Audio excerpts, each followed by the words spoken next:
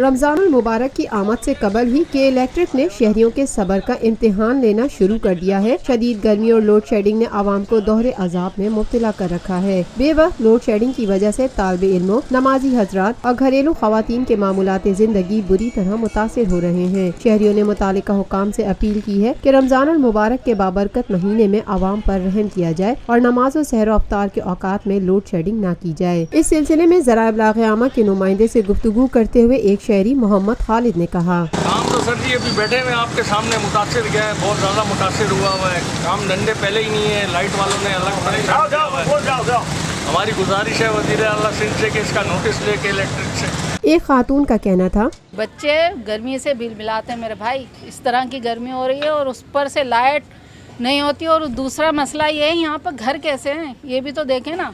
उसके बावजूद भी यहाँ हालांकि एक एक कमरे के घर हैं या एक किसी का तो एक ही कमरा है, वही सहन है, वही बाथरूम है। उसके अलावा भी उन्होंने मीटर लगा दिए हैं और मीटर का बिल भी अच्छा खासा आ जाता है। बुजुर्ग खातून फहमीदा बेगम ने के इलेक्ट्रिक हुक्काम को आड़े हाथों लेते हुए कहा, लोड शेडिंग तो यहाँ बहुत ज्यादा होती है और बिल भी माशाल्लाह ऐसे ही आते हैं 40-40 हज़ार के। और जरा सा कुंडा चल रहा था तो सबको मौत पड़ रही थी।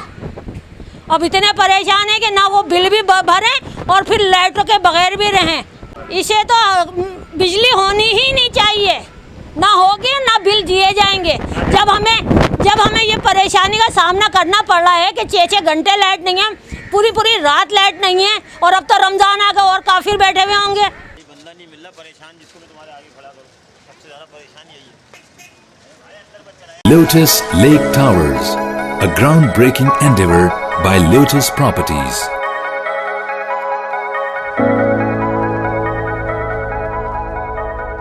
मुल्की, बैनुल-अक़वामी, समाजी, सियासी, तिजारती, सकाफती, तफरीही, मालूमाती और खेलों से जुड़ी हर छोटी बड़ी खबर का मरकज़ TNN TV।